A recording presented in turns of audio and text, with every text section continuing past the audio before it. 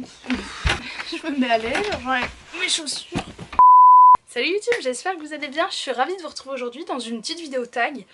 En fait ça fait plusieurs fois que je recommence les deux vidéos que je vais refilmer après. Et du coup là j'avais besoin un peu de renouveau face à ma caméra. Sinon j'ai l'impression de dire tout le temps les mêmes choses et d'être un vrai robot. Jaude de la chaîne YouTube Jaude, que je vais vous mettre juste là, m'a tagué dans un tag qui s'appelle Stay at Home Tag, qui est fait beaucoup sur les chaînes anglophones. Et parce que là-bas ils sont toujours en confinement. Moi personnellement je suis en confinement parce que je reviens d'une zone à risque.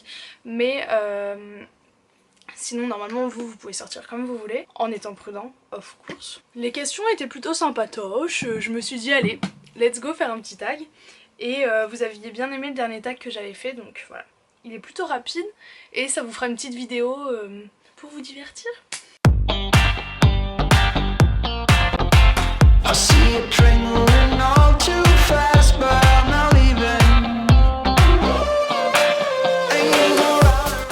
La première question, c'est un livre que je pourrais lire en un jour. Et pour ce livre, j'ai choisi un livre en plus que j'ai déjà entamé, c'est Poetics de Elisabeth Acevedo. J'avais complètement oublié que je l'avais dans ma pile à lire. Je le lisais cet été et j'ai jamais trop réussi à rentrer dedans, j'étais trop occupée. Et du coup j'ai quand même lu 70 pages, mais vous voyez c'est des toutes petites pages comme ça. Et je me dis que ça pourrait être cool peut-être de vous faire un... Enfin en mode je me pose une après-midi dans mon petit fauteuil et je lis ça et je vous fais une lecture en direct un peu, ça pourrait être sympa de ce livre là. Dites-moi si ça vous tente en commentaire, mais du coup je pense que je pourrais le lire en une journée sans problème. La deuxième question c'est un guilty pleasure book et en fait j'ai pensé, donc dans l'ensemble j'adore lire des romances qui c'est un peu mon guilty pleasure, surtout les petites romances de Noël, un peu comme elle disait Jaude, mais en ce moment une de mes petites sagas vraiment qui vole pas super haut mais qui est hyper divertissante et il y a un peu de romantisme et tout dedans, c'est la saga Lux. En plus une de mes abonnées m'en a reparlé récemment dans sa lecture en cours sur Instagram et elle était en train de lire le 2 et du coup je me suis rendu compte que moi j'avais le 3 dans ma palle et j'avais oublié, enfin vraiment. Pour moi j'en avais plus à lire, il fallait que j'aille en racheter un. Du coup là j'ai trop envie en mode un petit... Ça se dévore en 2 secondes hein. Et j'adore la mythologie qui est derrière, un peu fantastique et tout, c'est trop cool. Une série que je veux commencer et c'est probablement une série que je vais faire en lecture commune avec Léo, donc Léonie de la chaîne Léo Booktube.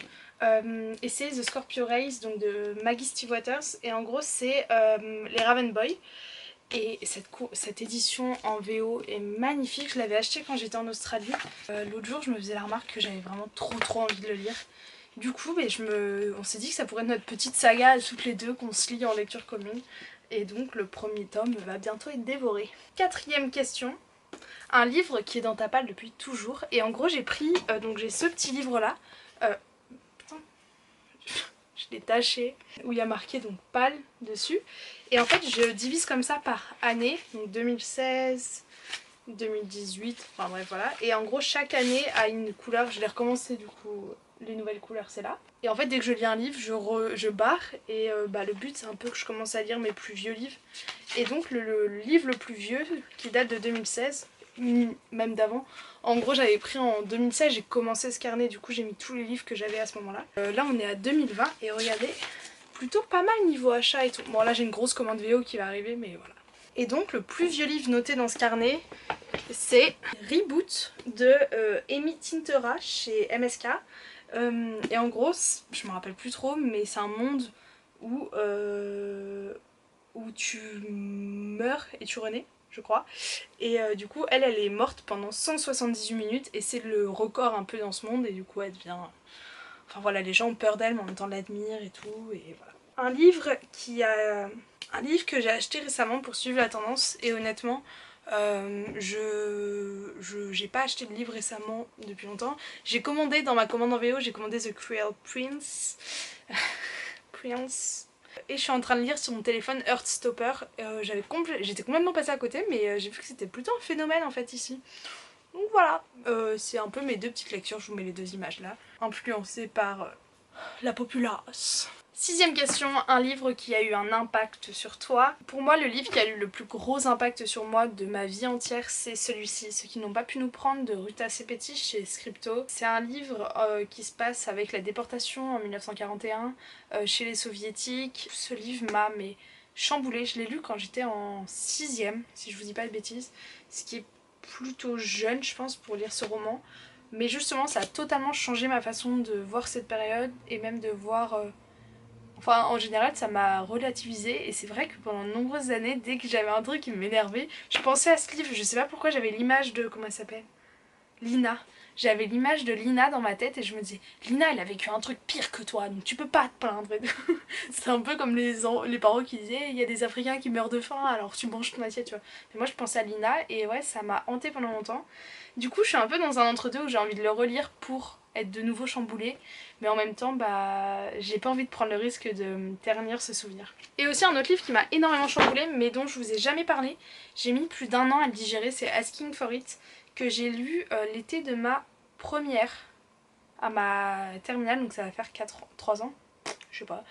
Et je pense que je vais vous en faire une lecture, mais du coup là je me sens plus légitime à vous en parler. Mais en même temps c'est un livre tellement important pour moi que je suis un peu dans un entre-deux, je sais pas quoi faire. Donc dites-moi si vous avez quand même envie que je vous en parle, parce que du coup je l'ai lu au moment où beaucoup de gens en parlaient, je l'avais vu sur la chaîne de Opaline, mais je l'ai revu récemment, Tasha, je sais jamais. Une chaîne booktube québécoise a fait une review que sur ce livre là. Ouais, je me disais peut-être que je pourrais écrire ce que je m'en souviens et voir pour faire une petite vidéo rapide dessus si ça vous tente. Le dernier livre dont je vous parle c'est un livre qu'on t'a offert et c'est la première fois qu'on m'a embrassé je suis morte que ma coach de patin m'a offert pour mes 18 ans et je l'ai toujours pas lu. Et j'ai très envie de le lire parce que ça a l'air plutôt cool.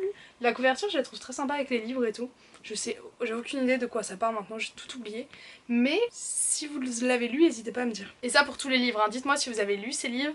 Et voilà, qu'on en échange un peu en commentaire. J'espère que ce tag vous aura plu.